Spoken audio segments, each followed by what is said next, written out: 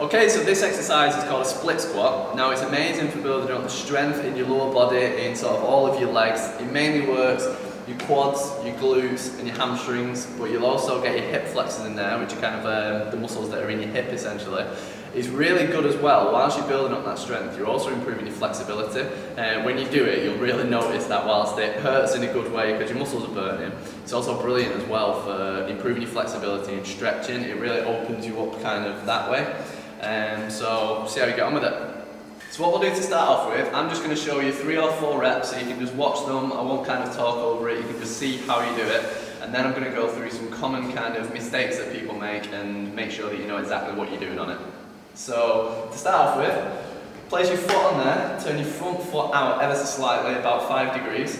Your back foot comes nicely back, and hands on your hips, shoulders back, chest up, and another way to think about it is pushing that knee forward and down.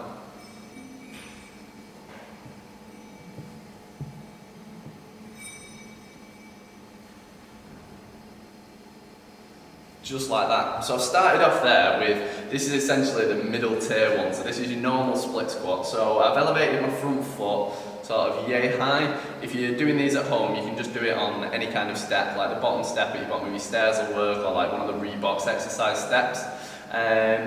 The main sort of things that you want to be looking out for with this is making sure that you keep your front foot flat at the front. So when you've got your foot on, common mistake, as you go down, it's really common to move onto the ball of your foot and to let your heel lift up. So what you want to make sure you're doing as you go down is keep your foot planted and then push up through your heel on the way back.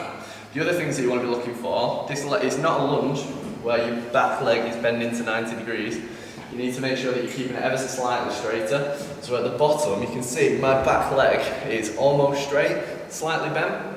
Now the other mistake that people make is as they're going down, they'll often lean forwards like that. You want to be leaning back, you want to be keeping your chest up, and you should feel a really good stretch in that leg. So that there was kind of the mid-tier one, so that's the one that you're aiming to do. For some of you, you'll be really flexible and you'll be really strong. If you're managing to do a split squat with your front foot up and you're getting all the way down, right at the bottom, you're bringing your hamstring right onto your calf, you're managing to keep your chest up, and you feel you could do a little bit of a harder version, then the progression from there is to do a split squat flat on the floor. So to do that, technique's exactly the same.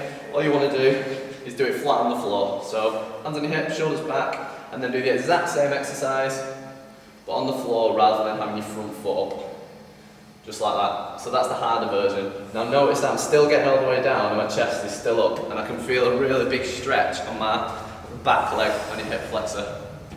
The easier version of this, so if you find that that's way too hard, you're wobbling all over the place, you can't get all the way down, what you want to do then is a kind of a regressed version, so an easier version of it. So the way that you'll do that is just get a platform that's higher. So for this you can use your sofa maybe at home if you've got something that's hard. You can get a couple of steps on each other. You just want something that's higher up, and you can go as high as you like for this depending on how strong you are. And this particular version is good if you have knee problems or hip problems, anything like that. So it's the exact same technique, up there, chest up, and then you do the same thing just with your front foot higher. So what you'll notice with that is that you don't travel as far, so it's a lot easier. The number one thing you need to watch out for is this, is making sure that you keep leaning back and you keep your chest upright, and make sure you're getting that full range. If you can't get full range, and by that I mean, if you can't get all the way down at the bottom, on the floor or on the step, then you want to do a slightly regressed version and just go a bit higher. So that is a split squat. Now for those of you who've got the option where you've got some dumbbells at home, or you've got a barbell, you've got a bit of a home gym going on, the way that you use the dumbbells to make this exercise harder is just by holding them by your side. So grab some dumbbells, pop them by your side, don't fall over, just like that. So exact same exercise, but I'm holding the dumbbells by your side. If you want to, the other option is that you can shove a bar on your back as well. So you'd have a barbell on your back, and then you would just squat, do the split squat with the bar on your back, just like that.